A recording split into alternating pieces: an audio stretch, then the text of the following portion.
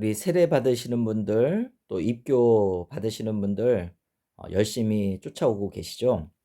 이 시간에는 9 장, 10장 같이 보도록 하겠습니다. 여러분이 받으실 세례, 성찬 이제 앞으로 참석하실 건데 이것들이 무엇인지 같이 보고자 합니다. 성례라는 것은 무엇이냐? 거룩한 그런 예식을 성례라고 합니다. 이 예수님께서 그리스도께서 세우신 새 언약의 의식을 성례라고 합니다. 그러니까 예수님께서 이러한 의식을 세우셨어요. 새 언약의 의식은 무엇인가? 세례와 성찬을 성례라고 얘기를 합니다. 세례의 뜻은 무엇일까요? 죄를 씻는다라는 뜻입니다. 보통 죄를 씻는다라는 것을 어떻게 알 수 있느냐? 세례할 때는요, 물로 행합니다. 세례는 여러 가지 방식들이 있는데, 세례에는요 여러 가지 방식이 있어요. 물을 뿌리는 방법이 있고, 물을 쏟아 붓는 방법이 있고요. 그 다음에 완전하게 물속으로 들어가게 하는 세 가지 방식이 있습니다. 좀 더 쉽게 말하면, 여러분들이 세례를 받을 때에 세례 주시는 이 목사님께서 여러분 머리 위에 물을 조금씩 이렇게 뿌리는 것이 이제 세례의 첫 번째 그런 방법이고요. 아예 물을 어떻게 됩니까? 부어버리는 그런 일이 있습니다. 물을 여러분 머리 위에다가요. 머리 위에다가 부어붓는 게 있고요. 이제는 아예 그 물속 안으로 여러분을 집어넣다가 빼는 이런 침례가 있습니다. 이 세 가지 방법이 있죠. 이들 모두 상징적인 것입니다. 이게 뭐예요? 다 상징적인 것입니다. 즉 어떠한 상징이냐?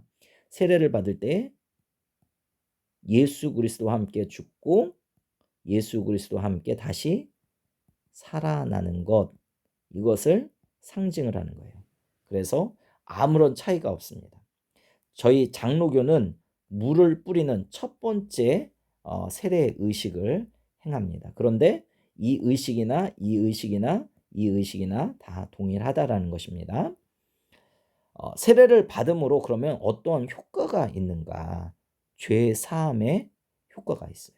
두 번째로는 그리스도와 연합하는 효과가 있습니다. 그래서 세례를 받을 때에 우리가 죄 사함을 확신하게 되고요.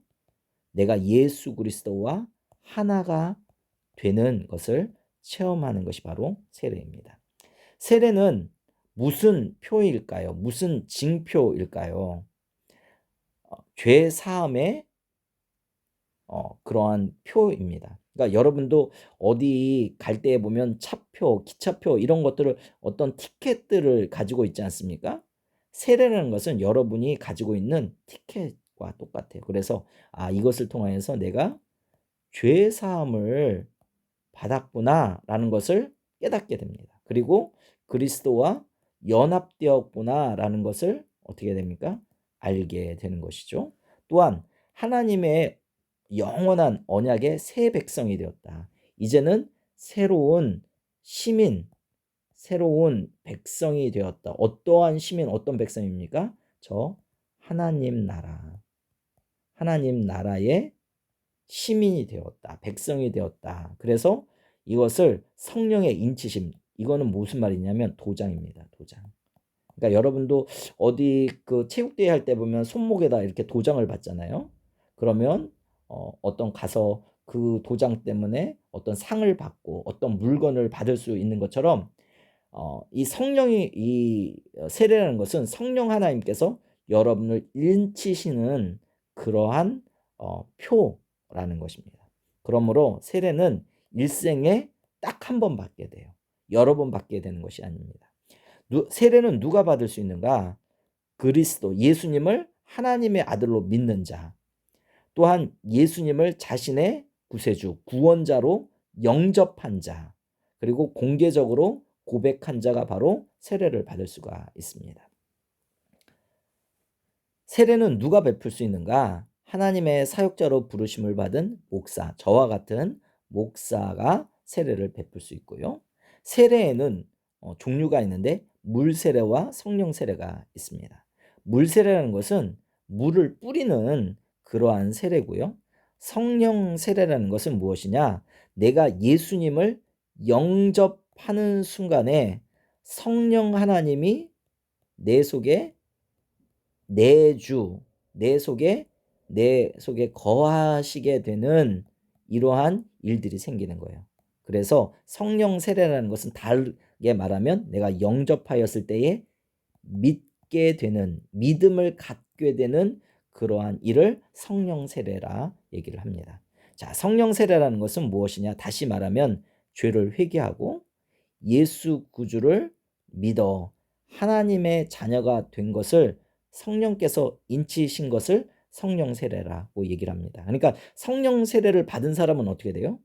예수님을 믿게 되는 거예요. 그러니까 우리가 예수님을 믿게 되잖아요. 그러면 무엇을 깨달을 수 있습니까? 아, 내가 성령 세례를 받았구나 라고 얘기를 할 수가 있습니다. 자, 물 세례는 무엇인가? 이 세례를 주는 목사가 물을 가지고 성부, 성자, 성령의 이름으로 베푸는 세례를 물 세례라고 합니다. 자, 이 두 세례, 즉 물 세례와 성령 세례는 어떤 관계가 있는가? 예수 그리스도의 이름으로 시행되는 물 세례는 성령 세례를 확증하는 것이다. 그래서 먼저 내 속에 예수 그리스도를 영접을 할 때에 뭐가 있어요? 성령 세례가 있습니다. 그러면 내가 이것이 보이지 않지 않습니까? 이게 안 보여요. 예? 보이지 않습니다. 이게 굉장히 잘 모르겠어요. 그런데 이 물세례를 통하여서 이것이 분명하게 나타나는 것이 바로 물세례입니다. 세례를 받아야 할 이유가 무엇일까요? 예수님의 명령이세요. 고린도전서 1장 17절과 사도행전 10장 48절에 있는 말씀에 보면 세례를 주라고 말씀을 하십니다. 자, 또 두 번째로는 우리의 유익을 위해서 그래요. 구원의 확신의 증거를 위하여서 세례를 받을 필요가 있습니다. 자, 이번에는 성찬에 대해서 배워볼게요. 성찬은 무엇인가? 떡과 포도즙을 먹고 마시는 것이 성찬입니다. 이것을 하는 이유는 무엇인가? 예수님의 죽으심을 기념을 하는 것이죠. 자, 떡은 무엇을 말을 하느냐? 예수님의 몸을 상징을 하고, 포도즙은 예수님의 피를 상징을 합니다. 예수님의 몸을 먹고 예수님의 피를 마심으로 우리가 어떻게 됩니까? 예수님과 하나 되는 이 체험을 성찬을 통해서 하게 됩니다. 그래서 예수님의 죽으심을 기념하는 것, 즉 기억하고 사람들에게 증거하는 것이 바로 성찬이고, 그 다음에 이 성찬을 통하여서 예수 그리스도가 임재하게 되시고 우리와 교통하고 소통하게 되는 그러한 표가 바로 성찬입니다. 성찬은 한마디로 말하면 우리와 함께 거하신다는 것을 보여주는 증표가 바로 성찬입니다. 자, 성찬을 하면 어떤 효과가 생기느냐? 믿음이 강해져요. 그리고 하나님의 임재를 체험하게 됩니다. 그리고 성도들과 하나가 됩니다. 예수 그리스도 안에서 하나가 되는 효과가 있습니다. 성찬식은 누가 처음으로 시행을 했는가? 예수님이 처음 시행을 하셨어요. 언제 시행을 했는가? 예수님께서 십자가에 못 박히시기 전날 밤에 시행하셨어요. 성찬식은 무엇을 베풀죠? 떡과 포도즙을 나눕니다. 떡은 무엇을 상징을 하고 기념을 하는가? 예수님의 몸. 포도즙은 무엇을 상징을 하고 기념을 하는가? 예수님의 피를 상징을 합니다. 그러니까 떡과 피를 마시면 어떻게 돼요? 예수님의 몸과 예수님의 피를 먹고 마시게 되는 것이죠. 성찬식은 언제부터 언제까지 시행해야 되는가? 예수님께서 죽으신 때부터 재림할 때까지 계속해서 행해야 하는 예식입니다. 그러면 누가 성찬에 참석할 수 있는가? 누가 포도주와 떡을 먹을 수 있는가라는 거죠. 입교한 사람, 세례 받은 사람. 오늘 이 강의를 들으시는 분들은 다 어떻게 돼요? 성찬에 참여할 수 있는 권리가 있습니다. 누가 성찬에 참여할 수 없는가? 죄를 지은 사람. 우리가 이렇게 세례를 받고 입교를 했지만 죄를 짓고 회개하지 않는 사람은 가급적이면 성찬에 참석 안 하는 것이 좋습니다. 그리고 교회에서 성찬을 금한 자들이 있고, 특별히 세례받지 않으신 분들은 성찬에 참여할 수 없습니다. 성도는 성찬 분배 중에 어떻게 해야 합니까? 이 분배라는 것은 무엇이냐? 장로님들이 떡을 가지고 포도주를 가지고 성도들에게 분배해 주는 시간이 있어요. 이런 시간 동안에 어떻게 해야 되는가? 조용히 계세요. 그리고 묵상하세요. 예수 그리스도를 묵상하고 하나님의 은혜를 묵상하고 또한 감사하세요. 그러면서 기도하는 그런 시간을 갖게 됩니다.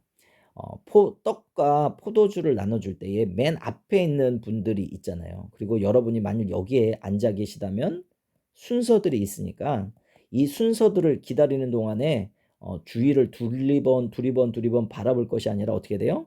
조용하게 묵상하고 감사하고 기도하면서 떡과 포도주가 올 때까지 이렇게 조용하게 묵상하며 감사 기도하는 여러분들 되기를 바랍니다.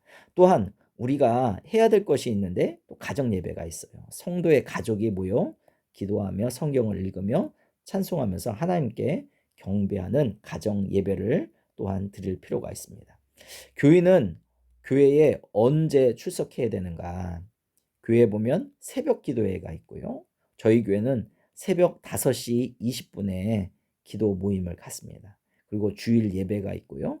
수요 예배가 있습니다. 주일 예배는 오전 일부 예배가 있고요. 또 오후 2부 또 오전 2부 예배가 있죠.